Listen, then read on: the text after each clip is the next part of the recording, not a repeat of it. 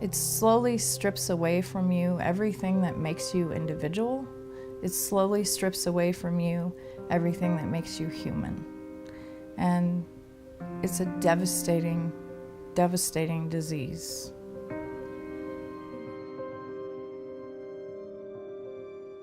My name is Natalie. I'm from Billings, Montana, and I'm 36 years old. I was born to a single mother, and we lived with my grandmother for the first 9 years of my life. I feel very fortunate that I had that environment because I definitely was loved, but unfortunately I wasn't really able to make a connection with either of my paternal parents. So my grandmother was kind of my primary caregiver. I was born with juvenile rheumatoid arthritis, so I had some introduction to narcotic painkillers early on, like 9, 10 years old. I really began utilizing prescription drugs on a daily basis about the time I was 15. Narcotics were readily available in my home.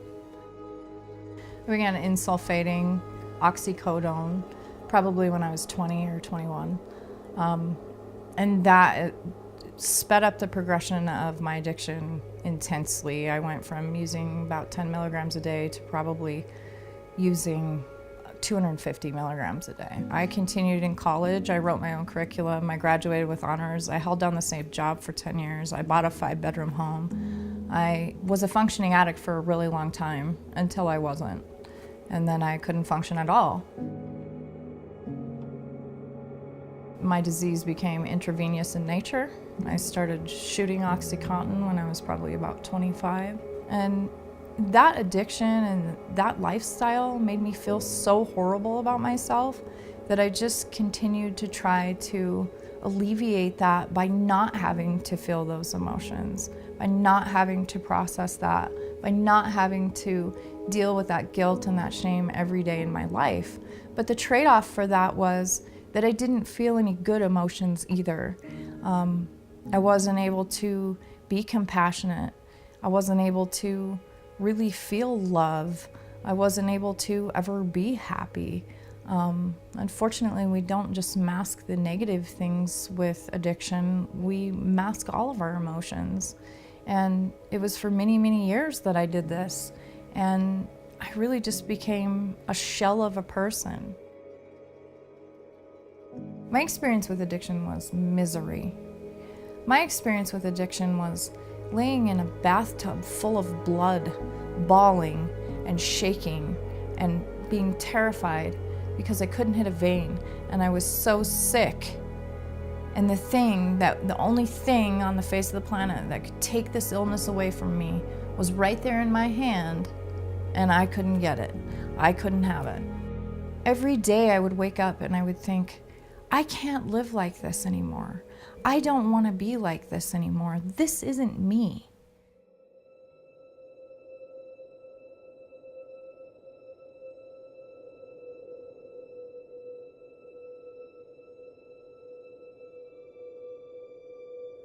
The hardest part for me about being incarcerated was that my grandmother got ill right after I was arrested. And her illness progressed very quickly, and she passed away while I was incarcerated. And I never got to hug her again. I never got to kiss her again. I never got to tell her that I loved her again. I never got to attend her funeral. My grandmother had spent my whole life saying to me, "Why do I always have to take care of everybody else? What about when I get old and when I get sick and when I'm dying? Who's going to take care of me?" And my whole life I said, "I will, Grandma. I will be there." And I broke the biggest promise of my life.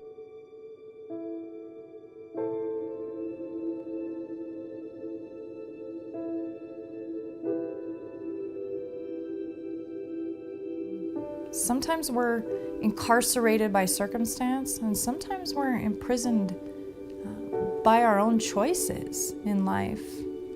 And I was imprisoned in this addiction that I could not break free from for so many years. And I'm not one of those individuals that chooses to be incarcerated.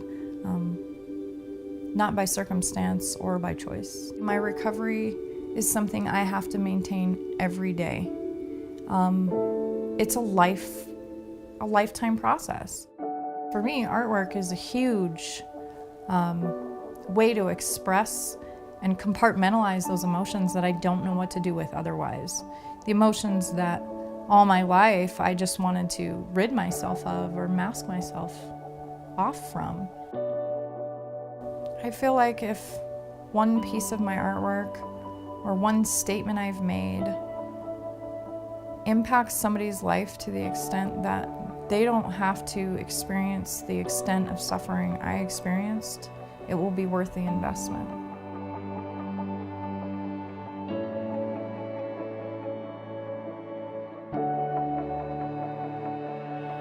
I want people to understand that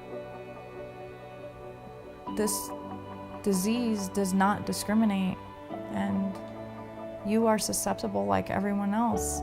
It doesn't matter what your background is.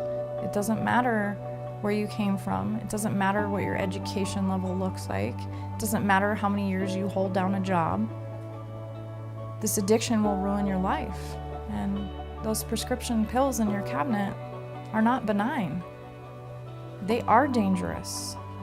They're dangerous for you, and they're dangerous for those around you who you know and love. Please do the right thing. Be responsible. Dispose of your medications.